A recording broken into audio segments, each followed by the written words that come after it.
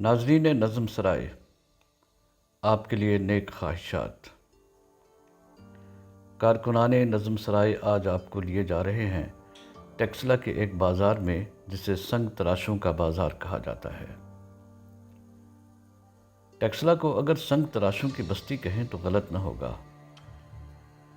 سنگ تراشوں کے اس بازار میں پتھروں کو تراش کر ہنڈیاں، قبروں کے کتبے، گلدان، سیڑھیوں پر لگائے جانے والے پتھر اور دیگر آرائشی اشیاء بنتی ہیں۔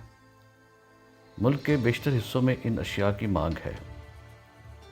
خصوصی طور پر کالے پتھر سے بنی ہنڈیاں اپنی مضبوطی کی وجہ سے بہت پسند کی جاتی ہیں۔ اس بازار میں کئی دکانیں انہی سنگ تراشوں کے ہاتھوں سے بنی اشیاء سے سجی ہیں۔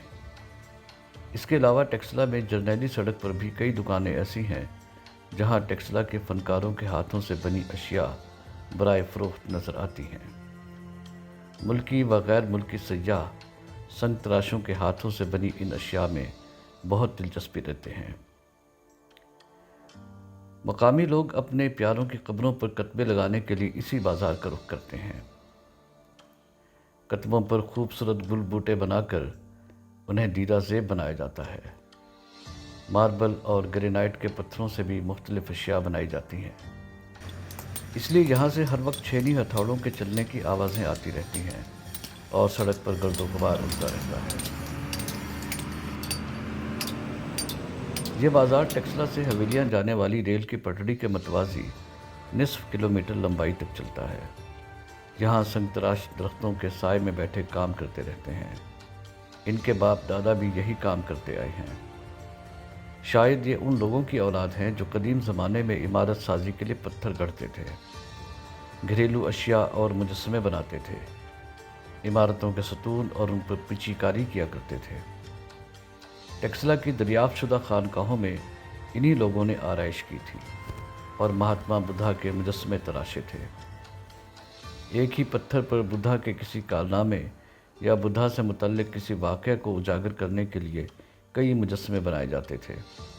اس زمانے میں کیمرہ تو ایجاد نہیں ہوا تھا، اس لیے کسی بھی واقعہ کی تصویر کشی کر کے اسے محفوظ کرنے کے لیے یہ طریقہ اختیار کیا جاتا تھا۔ اسے نیریٹو آرٹ کہا جاتا ہے۔ اسے ہم اردو میں بیانیہ فن سنگ تراشی کہہ سکتے ہیں۔ یہ وہ زمانہ ہے جب ٹیکسلا میں بدھ مت اپنے عروج پر تھا اور اس عہد میں جگہ جگہ ستوپ اور خانقاہیں تعمیر کی جا رہی تھیں۔ خانقاہوں اور ستوپ پر آرائشی اور صنمیاتی سنگ تراشی کی شدید ضرورت تھی۔ ٹیکسلا کی قدیم باقیات کو دریافت کرنے والے سر جان مارشل کے بقول ٹیکسلا کی وادی میں 1000 سے زائد چھوٹے بڑے ستوپ موجود ہیں۔ سر جان مارشل نے چند اہم ستوپ دریافت کیے، باقی کی دریافت کا کام اس نے آنے والی نسلوں پر چھوڑ دیا۔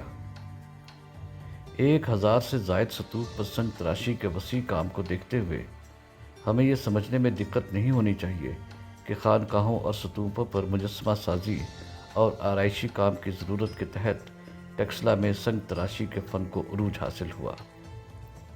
دریافت شدہ ہر خانقاہ میں چھوٹے بڑے کئی مجسمے ٹیکسلا کے قدیم فنکاروں کا کرشمہ ہیں۔ یہ کرشماتی ہنر نسل در نسل منتقل ہوتا ہوا آج کے عہد میں داخل ہوا ہے اور ہم دیکھتے ہیں کہ آج کا سنگ تراش بھی اپنے ہنر سے لوگوں کو مسحور کر رہا ہے۔ اگرچہ اب یہاں بت تراشی نہیں ہوتی کہ ٹیکسلا کی تمام آبادی مسلمان ہے اور کچھ تعداد یہاں عیسیٰ علیہ السلام کے پیروکاروں کی بھی ہے۔ بہرحال ہندو یا بدھ مت کو ماننے والا یہاں کوئی نہیں ہے۔ کچھ لوگ مشرق بعید سے آنے والے یاتریوں کی خدمت میں بدھا کے مجسمے ضرور پیش کرتے ہیں۔ یہ مجسمے قدیم عہد سے تعلق نہیں رکھتے۔ مقامی سنگ تراش ہی انہیں بناتے ہیں اور مہنگے داموں فروخت کر لیتے ہیں۔ تاہم یہ مجسمہ سازی سر بازار نہیں ہوتی۔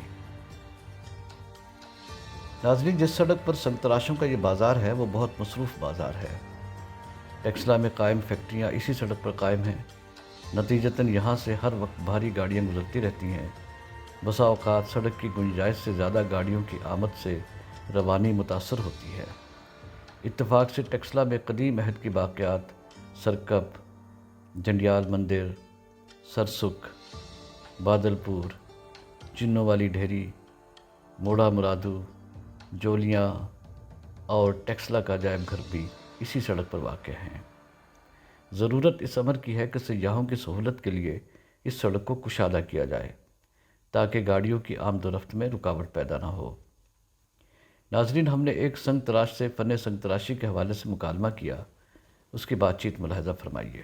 ہاں جی، یہ اس علاقے کا اگر پوچھنا چاہتے ہو تو یہ تو بہت پرانا ہے، مطلب گاؤں کے بڑے آدمی کام کرتے رہے ہیں ہماری یاد سے پہلے سے، ان کو دیکھ کے ہم نے بھی یہ کام کیا ہے، اور یہ کام کی ویلیو اتنی تھی کہ ہم لوگوں نے سن 62 میں حیدرآباد جنگشور آباد ہو رہا تھا نیا ایوب خان کے ٹائم پہ، تو ہم نے وہاں بھی کام کیا ہے۔ جنگشور میں میڈیکل کالج بنا ہے، مطلب اس میں کام کیا ہے۔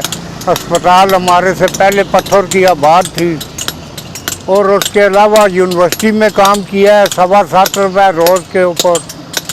اس وقت ریٹ تھا ہمارا 7.25 روپے، جو سب سے بڑا ریٹ تھا۔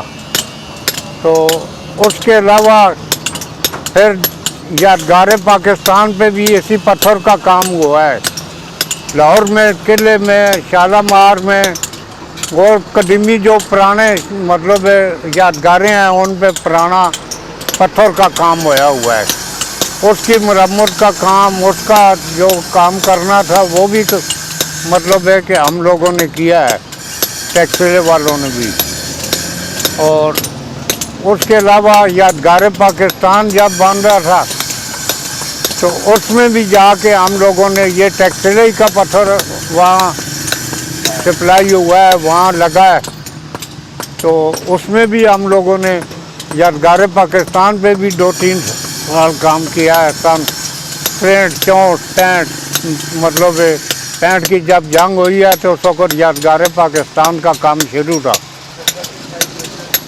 تھائی مسجد، قلعہ، مطلب قطب الدین ایبک میں بھی کیا ہے جو ایشیا کا پہلا بادشاہ تھا۔ مکلی مطلب ٹھٹھا، یہ ٹھٹھا شاہ جہان مسجد، یہ قدیمی کام ہے پتھر کا، مطلب سنگ تراشوں کا۔ ٹھٹھا شاہی مسجد میں پتہ نہیں 7-8 سال مطلب مرمت کا کام کیا ہے، مطلب وہاں پر یہ کام سرکاری مطلب ہو رہا تھا۔ اس کے علاوہ قائد اعظم کے مزار پہ بھی یہ کام پتھر کا ہوا ہے، مطلب قدیمی بھی، سرکاری بھی، پرائیویٹ کام بھی، مطلب پتھر کے پہلے بہت تھے۔ ابھی جو پرانی یادگاریں ہیں ان پہ کام کبھی ہوتا ہے، مطلب کبھی مطلب ایسے پہلے اس وقت ایوب خان کے ٹائم پہ لگاتار چل رہا تھا، بھٹو کے ٹائم بھی چلا ہے۔ اس کے علاوہ پھر مطلب جب مطلب ٹائم باقی زیادہ گزرا ہے، اب اس کام کی جو ہے کوئی مطلب اتنی ویلیو نہیں ہے۔ یہ جو لوگ ابھی کر رہے ہیں ان کے بارے میں اگر دیکھو تو کچھ بھی نہیں ہے۔ ناظرین نظم سرائے، امید ہے آپ کو ہماری دیگر عکس بندیوں کی طرح یہ کاوش بھی پسند آئی ہوگی۔ کسی صاحب یا صاحبہ نے اگر ہمارے چینل کو سبسکرائب نہیں کیا تو ان سے درخواست ہے کہ نظم سرائے کے چینل کو سبسکرائب اور لائک کر دیں۔ اللہ آپ کا نگہبان ہو۔